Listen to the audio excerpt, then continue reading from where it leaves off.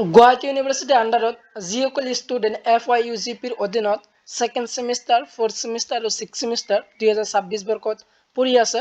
তেওঁলোকৰ ফাইনেল এক্সামিনেশ্যনৰ যিটো admit card আছিল সেই এডমিট কাৰ্ডটো কেনেদৰে তোমালোকে লোৱাবা বা ডাউনলোড কৰিবা সেইখিনি আজিৰ এই ভিডিঅ'ৰ যোগেদি তোমালোকে ষ্টেপ বাই ষ্টেপ তোমালোকে আজি দেখুৱাম।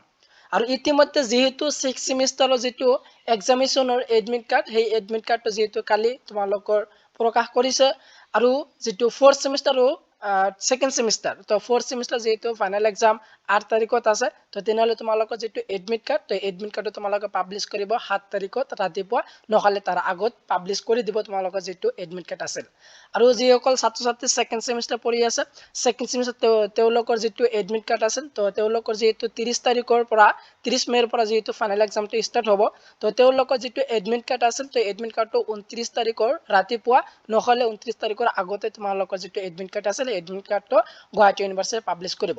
তো তোমালোকে এতিয়া আহা যে যিটো এডমিট কাৰ্ড আছে তো সেই এডমিট কাৰ্ডটো কেনেদৰে তোমালোকে ডাউনলোড কৰিবা সেইখিনি তোমালোকে ভালদৰে চাই লোৱা। তো প্ৰথমত কি কৰিবা তোমালোকৰ নিজৰ মোবাইলৰ ক্ৰম বা গুগল ব্ৰাউজাৰত যাবা যিকোনো এখন ব্ৰাউজাৰত যাবা যাই এখানে তোমালোকে লিখিবা যে guwahati.samar.edu.in যিটো তোমালোকৰ সামাৰ পৰ্টেলৰ যোগেদি তোমালোকৰ এডমিট কাৰ্ডটো ডাউনলোড কৰিব লাগে। তো এইটো সাৰ্চ কৰিবা এই লিংকটো যদি তোমালোকৰ লাগে তেনেহ'লে ডেসক্ৰিপচনত দি দিম তাৰ পৰা তোমালোকে যাব পাৰা। এইটো সাৰ্চ কৰাৰ পাছত তোমালোকৰ যিটো প্ৰথম ৱেবসাইট আহিব student sign in student portal এইটো আছে সামাৰ পৰ্টেলৰ অফিচিয়েল ৱেবসাইট তো এই ৱেবসাইটটো প্ৰথম ৱেবসাইটটো তোমালোকে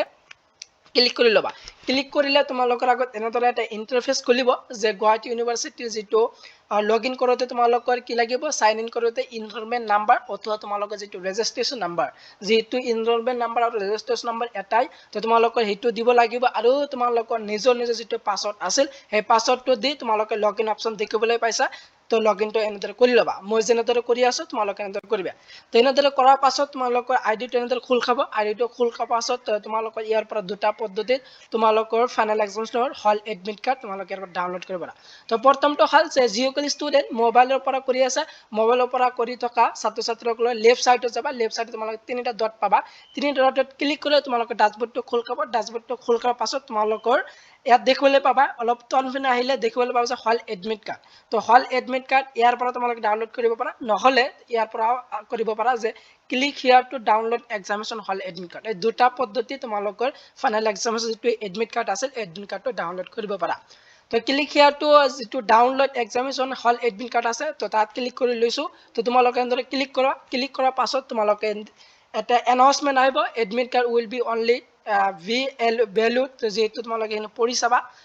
তো তোমালোকৰ এনেদৰে আহিলে এনেদৰে তোমালোকৰ যি ছেমিষ্টাৰ যিকেইটা ছেমিষ্টাৰ তোমালোকে এক্সাম দি আহিছা বা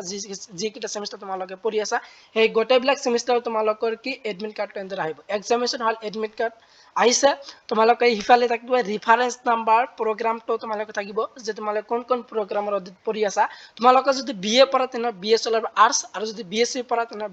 BSc অফ সায়েন্স আৰু বিকমত থাকিলে তোমালোকৰ BSc অফ কমাৰ্চ বুলি থাকিব। আৰু এক্সামিনেশ্যন সিজন বা টাইপটো দেখিবা যে তোমালোকৰ